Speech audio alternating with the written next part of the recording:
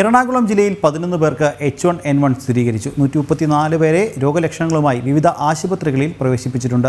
H1N1 ജില്ലയിൽ ആരോഗ്യവകുപ്പ് ജാഗ്രതാ നിർദ്ദേശം പുറപ്പെടുവിച്ചു. രോഗബാധയെ തുടർന്ന് കഴിഞ്ഞ ദിവസം ആലുവയിൽ 4 വയസ്സുകാരൻ മരണമടഞ്ഞിരുന്നു.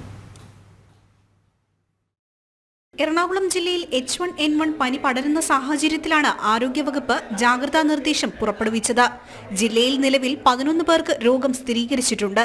134 പേരെ രോഗലക്ഷണങ്ങളുമായി വിവിധ ആശുപത്രികളിൽ പ്രവേശിപ്പിച്ചിട്ടുണ്ട്. ആലുവയിൽ കഴിഞ്ഞ ദിവസം 4 വയസ്സുകാരൻ H1N1 ബാധിച്ച് മരിച്ചിരുന്നു. ഇതോടെ ജില്ലയിൽ 3 പേരാണ് രോഗം ബാധിച്ച് മരിച്ചത്.